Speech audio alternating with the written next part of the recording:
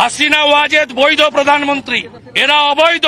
হাসিনা ওয়াজেদ প্রধানমন্ত্রী হিসেবেই ঢাকাতে শাহজালাল এয়ারপোর্টে নামবেন, স্যালুট দিয়ে নিয়ে যেতে হবে। দর্শক, পশ্চিমবঙ্গের নির্বাচনের পরে শুভেন্দু অধিকারী যখন এই ধরনের মন্তব্য করেন এবং তাদের নির্বাচনের বিজয়ী কিংবা পরাজয়ের সঙ্গে যখন শেখ হাসিনা বাংলাদেশের বৈধ প্রধানমন্ত্রী কিনা, শেখ হাসিনা শাহজালাল বিমানবন্দরে বৈধ প্রধানমন্ত্রী হিসেবে অবতরণ করবেন, তাকে স্যালুট দিয়ে বাংলাদেশের জনগণ নিয়ে আসবে, এই মন্তব্য রীতিমতো চাঞ্চল্যের সৃষ্টি করেছে এবং এই মন্তব্য বলে দিচ্ছে পশ্চিমবঙ্গে বিজেপির ভূমিধস জয়ে বাংলাদেশের সঙ্গে রাজনীতিতে বড় একটা প্রভাব ফেলবে পশ্চিমবঙ্গের রাজনীতি।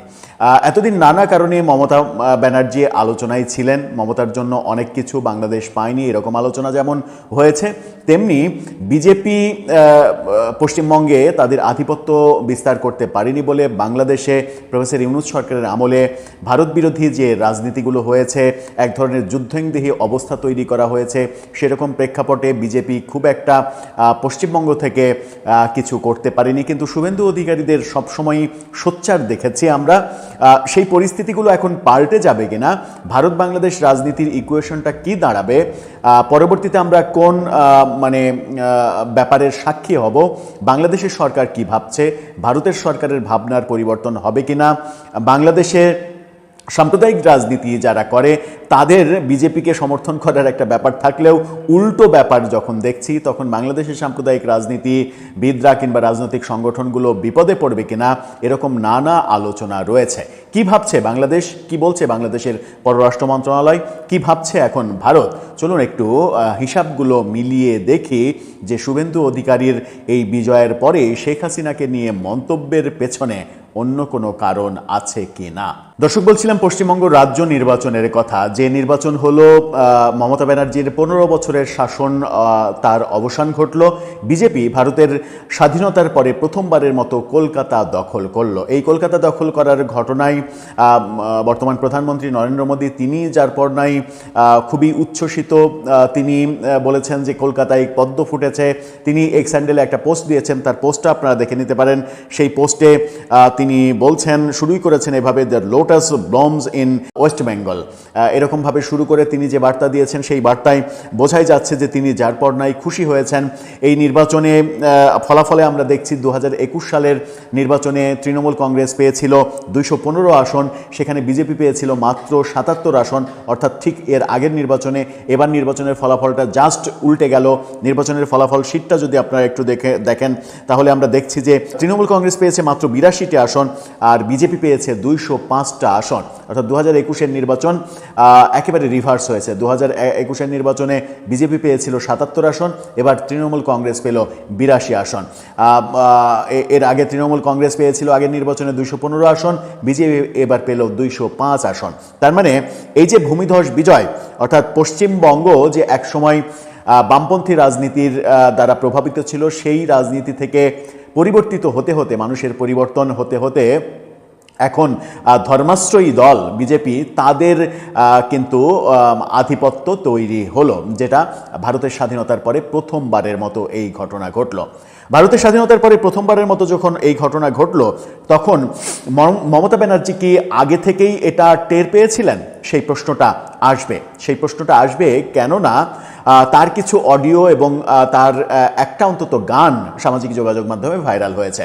সেই গানটা আপনারা দেখে আসলেই বুঝতে পারবেন যে তিনি আগে থেকেই নিজেই নিজেকে বার্তা দিয়েছিলেন কিনা যে এবার তিনি বিদায় নিতে চলেছেন। শুনে আসুন।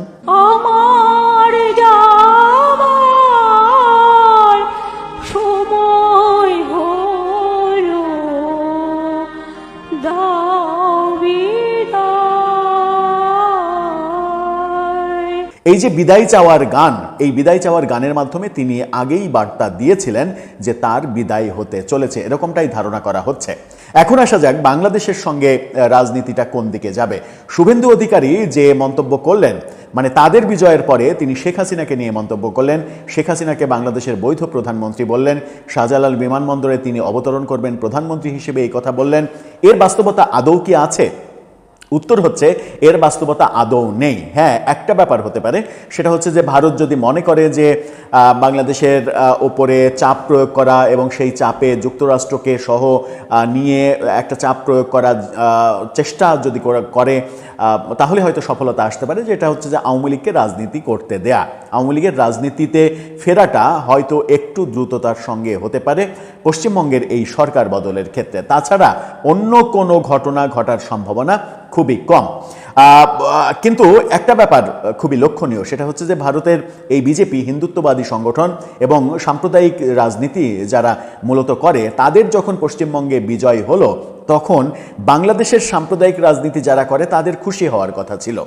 কিন্তু বাংলাদেশে সাম্প্রদায়িক রাজনীতি করে কিংবা সাম্প্রদায়িক রাজনীতিকে সমর্থন করে, সাম্প্রদায়িক রাজনীতির জোট করে, সাম্প্রদায়িক রাজনীতিকে ভোট দেয়, এরকম অনেকের সামাজিক যোগাযোগ মাধ্যমে লেখালেখি দেখছি যে পশ্চিমবঙ্গে দীর্ঘদিন ধর্মনিরপেক্ষ শাসন ব্যবস্থা তার পতন হলো, পতন হয়ে সাম্প্রদায়িক শাসন ব্যবস্থা চালু হলো। ব্যাপারটা খুবই হাস্যকর।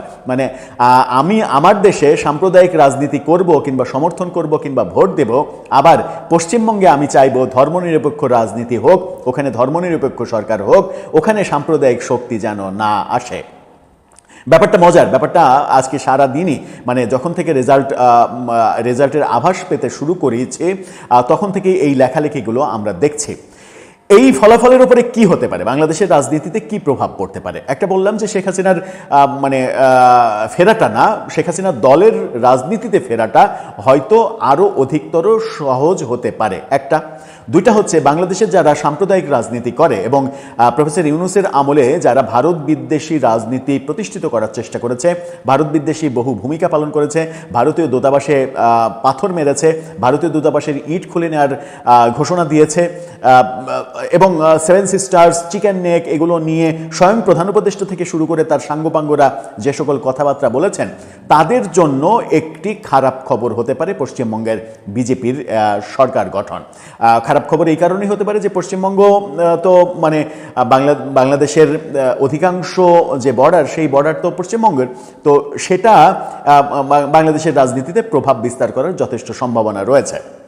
আবার কেন্দ্রীয় সরকার এবং রাজ্য সরকার যখন এতদিন মমতার সঙ্গে কেন্দ্রীয় সরকার পেরে উঠছিল না, সেই ক্ষেত্রেও একটা তাদের ভূমিকা বাংলাদেশের রাজনীতিকে প্রভাবিত করতে পারে। এটা গেল বাংলাদেশের রাজনৈতিক মানে সাম্প্রদায়িক রাজনীতি যারা করে তাদের প্রেক্ষাপট, তাদের ব্যাপারটা তাদের জন্য নেগেটিভ হতে পারে। আবার পজিটিভ ব্যাপার যেটা হতে পারে সেটা হচ্ছে যে মমতা ব্যানার্জির কারণে আমরা এতদিন আওয়ামী লীগ সরকারও অনেক চেষ্টা করে তিস্তার পানি বন্টন চুক্তি সেটা বাস্তবায়ন করা সম্ভব হয়নি, তিস্তার পানির হিস্সা আমরা ঠিকভাবে বুঝে পাইনি।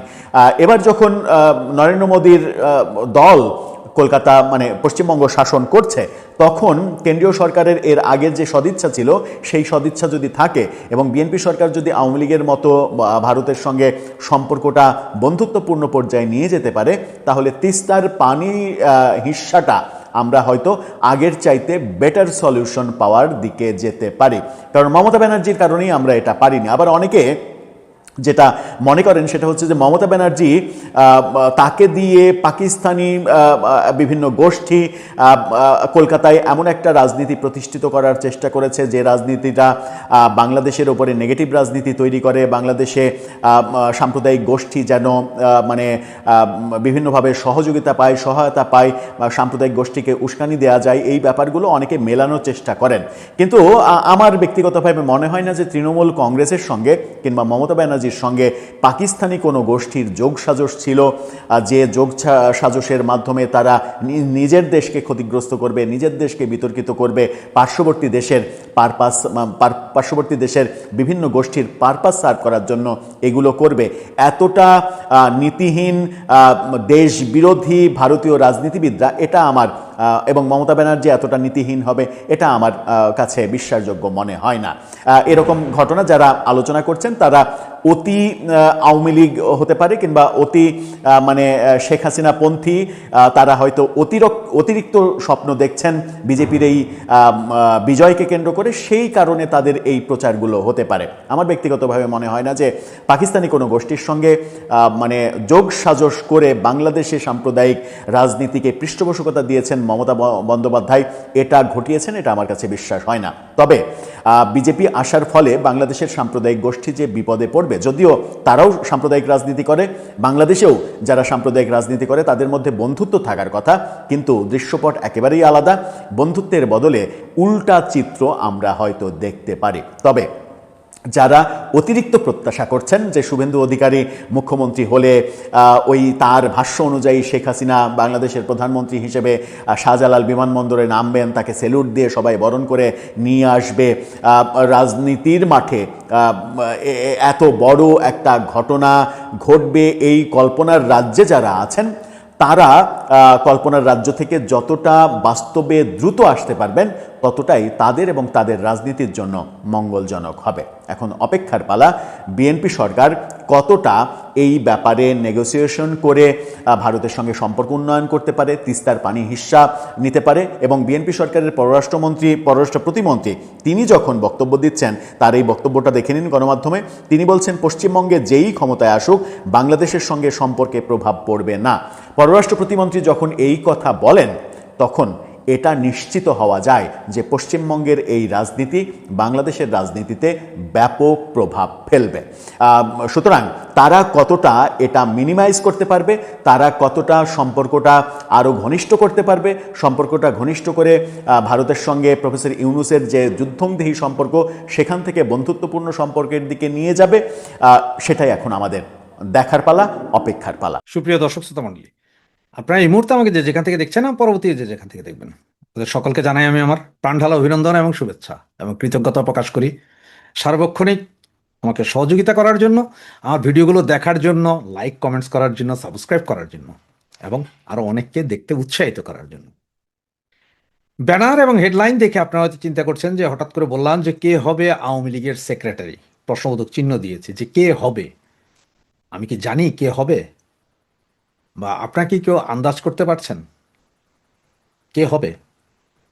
তবে কেউ একজন তো হবে, কে হবে কেউ একজন হবে। তা আমার কাছে যে ইনফরমেশনগুলো আছে সেগুলোই জাস্ট আপনাদের সাথে শেয়ার করছি। আমি ইনফরমেশনগুলো, এটা আপনারা বলতে পারেন যে 99% কারেক্ট কিছু ইনফরমেশন আছে এবং সেগুলোই আপনারা শুনতে পারেন, চিন্তা করতে পারেন, নিজেদের ডটগুলো মিলাতে পারেন। আবার গ্যারান্টি দিয়ে বলতে পারি যে এই ভিডিওটা আপনারা সেভ করে রাখতে পারেন, যাতে পরবর্তী যখন সেক্রেটারি নির্বাচিত হয়ে যাবে তখন যাতে আপনারা বুঝতে পারেন যে কথাগুলো ঠিক ছিল। আমি সৈয়দ আশরাফ ভাইয়ের কথা, যেমন উনি এক সময় 111-এর সময় উনি ভারপ্রাপ্ত সভাপতি সেক্রেটারি ছিলেন, ভারপ্রাপ্ত, এছাড়াও আরো অনেকেই ছিলেন। তো এখনো যে পরিস্থিতি তাতে হয়তো ভারপ্রাপ্ত সেক্রেটারি একজন আসতে যাচ্ছে এবং সেটা হয়তো খুব সহসা। তবে হ্যাঁ, আপনাদের গ্যারেন্টি দিয়ে কিছু কিছু কথা বলতে পারি। সেটা এক হচ্ছে যে কোনো পরিবার থেকে আসবে না, কোনো সাবেক মন্ত্রী নয়, এবং পুরোপুরি ইউরোপ আমেরিকাতে বসে থাকা কোনো নেতাও না। এরপরও তো কেউ না কেউ। তবে এটা বলা হচ্ছে যে এটা চমক, 8 জন একটা লিস্ট আছে। তো সেটা লিস্টটা এইভাবে করেছে যাদের বয়স 55-র উপরে কিন্তু 70-এর উপরে নয়, মানে 55 বছরের নিচে নয়, 70-এর উপরে নয়। যেমন ধরেন আমি বলি যে আমার নাম আছে কিন্তু আমি 55 বছর বয়স হয় না, আমার বয়স হয়েছে ধরেন আপনার এই 54 বছর 11 মাস, আমি ক্যান্সেল। আবার ধরেন আপনার নাম আছে, আপনার বয়স হচ্ছে যে 70 বছর 6 দিন, আপনার নাই। তার মানে 70 বছরের ভেতরে, ঠিক 55 বছরের উপরে, মানে 55 বছর থেকে একদিন উপরে হইলে হইতে হবে, আবার 70 বছরের নিচে হইতে হবে। এই ধরনের নাকি 6-7টা নাম সাজেশনে আছে, দেখা হচ্ছে তাদের অতীত এবং বর্তমান অবস্থান, এইটা যাচাই বাছাই হচ্ছে। আর এই যাচাই বাছাইটা করছে অবশ্যই দলের সুচিন্তক যারা বা দল সম্বন্ধে যারা, তাদের অতীত কর্মকাণ্ড এই জন্যই যাচাই করছে, অতীতে তারা আসলে কে কি করেছে বা কার কি অবস্থা। তবে হ্যাঁ, এমন একজনকে নির্ধারণ করার কথা নাকি বলা হচ্ছে যিনি বা যার কোনো গ্রুপিং নাই, মানে ওনার পক্ষে যে গ্রুপ আছে, ওনার পক্ষে যে একটা প্রপাগান্ডা চালাবে এরকম কিছু নাই। আবার অনেকে হয়তো চিন্তা করতে তার মানে কি কোনো সাবেক ছাত্র নেতা আসবেন কিনা। হ্যাঁ, একটা জিনিস ঠিক যে সাবেক ছাত্র নেতা আসতে পারেন, তবে এই জায়গাতেও আপনাদের ক্লিয়ার করে দিই, সাবেক ছাত্র নেতা তার মানে হচ্ছে যে সমস্ত ছাত্র নেতা ছাত্রলীগ করেছে এক সময়, ছাত্রলীগ থেকে যুবলীগে গিয়েছে, যুবলীগ থেকে পরবর্তীতে আওয়ামী লীগে গিয়েছে, মানে মুরব্বী সংগঠনে গিয়েছে, তাদের মধ্য থেকে কেউ হইতে পারে, গ্যারান্টি দিচ্ছি না। তবে যাদের ছাত্র নেতা ছিলেন কিন্তু গত 10-15 বছরও তারা ওই ছাত্র নেতা, যেমন ছাত্রলীগ করছেন, ছাত্রলীগ করার পরে আপনি ছাত্রলীগ থেকে আপনি গেলেন গা, আপনি যুবলীগ, মহিলা লীগ, অমুক লীগ, কোথাও আর আপনার জায়গা হইল না, আপনারা বাদ, আপনার লিস্টের নাই তো নাই, আপনারা বাদ। ঠিক তেমনই যুবলীগের, যেমন যুবলীগ করেছেন পরে আপনার আওয়ামী লীগে জায়গা পান নাই, কোনো কিছু হয় নাই, আপনিও বাদ। আমি বুঝাইতে পারছি। কিন্তু যদি ধরেন একজন লোক ছাত্রলীগ করেছে, সারা ছাত্রলীগ করেছে, ছাত্রলীগ করার পরে সে এসে এরপরে হয়তো যুবলীগের কোথাও মেম্বার হয়েছে বা সদস্য হয়েছে, এরপর হয়তো আওয়ামী লীগ গেছে, যাদের সিরিয়াল আছে, সিরিয়ালি যারা, যেমন আপনি ম্যাট্রিক পাস করার পর আপনি ইন্টার পাস করছেন, ইন্টার পাস করার পর ডিগ্রি পাস করছেন, ঠিক তেমনই ধর ম্যাট্রিক ধরলাম আমরা ছাত্রলীগ, ইন্টার ধরলাম আমরা যুবলীগ, আর ডিগ্রি ধরলাম আপনার আওয়ামী লীগ বা অঙ্গ সংগঠন, ওই ধরনের ডিগ্রি, মাস্টার্স, এমফিল, এগুলো হচ্ছে আওয়ামী লীগ। ওই ধরনের যারা বাই সিরিয়াল আছেন তারা আছেন, তাদের মধ্যে থাকতে পারে। কিন্তু যারা যে ম্যাট্রিকের পরে আর পড়েনি নেই, মানে আপনাদের পড়তে দেওয়াই হয়নি, আপনাদের আগেই সাইট করে দিয়েছে, বহিষ্কার করে নেই, কিছু কারণে আপনাদেরকে সাইট করে দেওয়া হয়েছে বিভিন্ন দুর্নীতি বা ইয়ের কারণে, তারা বাদ। আবার এর ভিতরে দেখা হচ্ছে যারা এই যে গত 15 বছরে কে কিভাবে মালটুস কামিয়েছেন সেটাও দেখা হচ্ছে। নেতা খোঁজা হচ্ছে কর্মী বান্ধব হইতে হবে। অনেকে বলছেন যে ভাই কর্মী বান্ধব নেতা হইতে হবে, ভাই কর্মী বান্ধব নেতা হইতে হবে না। আপনারা আমারে 10 জন নেতার নাম বলেন প্রচণ্ড কর্মী বান্ধব, তাদেরকে যদি কালকে যদি আওয়ামী লীগ যদি সাইড লাইনে বসায় দেয়, তাদের একজন কর্মী থাকবে? থাকবে না। কারণ আওয়ামী লীগ যেমন নেতা বানায়, আওয়ামী লীগের আছে অগণিত কর্মী। নেত্রী যার নাম ঘোষণা দিবেন তার পেছনেই বাংলাদেশের তৃণমূল গিয়ে এক হয়ে যাবে। যার নামই ঘোষণা দিবেন নেত্রী, তার পেছনেই এক হয়ে যাবে। কারো পছন্দ হোক, কারো পছন্দ না হোক, গাইল দিবে, ওই দিবে, কিন্তু এক হয়ে যাবে, ওনার কথা তখন ফুল, কারণ নেত্রীর সিদ্ধান্তই চূড়ান্ত। সেই হিসাবে এমন নেতা খোঁজা হচ্ছে যাকে সারা বাংলাদেশের সমস্ত তৃণমূল চেনে না, যাদেরকে আপনার প্রতিদিন পেপার পত্রিকা বা ইয়েতেও আসে না, যাদের নাম হয়তো 10 জন লোকও চিন্তা করতে পারতেছেন না, কিন্তু সৎ, যোগ্য, এই দল টেনে তুলতে পারবে, তেমনই একজন নেতা খোঁজা হচ্ছে। এবং যে 7 থেকে 8 জনের নাম আছে তাদের মধ্যে থেকে যে কোনো একজন হবে। 7 জন বা 8 জন, এর মধ্যে আবার ক্যাটাগরিক্যালি ABCD করা হয়েছে, যে কি অবস্থা না অবস্থা, মানে কার কি, সেই হিসাবে আনা হবে। এবং ওই একজন না শুধু, এরপরে পাইপলাইনে রাখা হবে আরও 3 জনকে। তার মানে যাকে এখন বানানো হবে, যদি কোনো কারণে উনি ফেলিওর করে, ওনাকে জেলে যেতে হয় বা ওনাকে কিছু করতে হয়, যাতে দেন দেয়ার 2nd জন এসে দল ধরে ফেলতে পারে, 2nd জনে কিছু হলে যাতে 3rd জন এসে দল ধরতে পারে, এরকম আরও 3 জন, মানে প্রথম জনের পরে আরও 3 জন রাখা হবে, মোট 4 জন। 4 জন এমনি থাকবে, 4 জনের 4 জনেরই আপনার সেক্রেটারি বানিয়ে দেবে না, সেক্রেটারি হবে একজন, কিন্তু বাকি 4 জনের আরও লিস্ট, কিন্তু কেউ জানবে না যে কে কে আছেন লিস্টে, পরবর্তী কে কে আছেন। যার নাম ঘোষণা করা হবে সেক্রেটারি ভারপ্রাপ্ত, উনি তা জানবেন, ওনারটা সারা বাংলাদেশে জানবেন, বাকি 3 জনেরটা জানবে না, টেকনিক্যাল কারণ। ওই একজন গেলে চাট করে দেখবেন যে আপনার 24 ঘন্টা আর দেরি হয়নি, চলে আসবে। সেই হিসাবেই নেত্রী ইয়ে করছেন। এটা হয়তো আগামী 2-1 মাসের ভেতরেই ভারপ্রাপ্ত সেক্রেটারি আসছে, এবং এটা একটা চমক হবে। মানে যেমন আমি আগেই বলছি, আপনার সৈয়দ আশরাফ, তারপর আপনার জিল্লুর রহমান, এনাদের মতো একটা চমক আনবে, যে যেই চমক সকলেরই পছন্দ হবে। প্রথমে হয়তো বুঝে উঠতে পারবেন না, কিন্তু পছন্দ হবে পরে। তবে এইটা বলছি, কোনো পরিবার কেন্দ্রিক, কোনো সাবেক মন্ত্রী না, ওনারা না, ওনারা বাদে অন্য কেউ।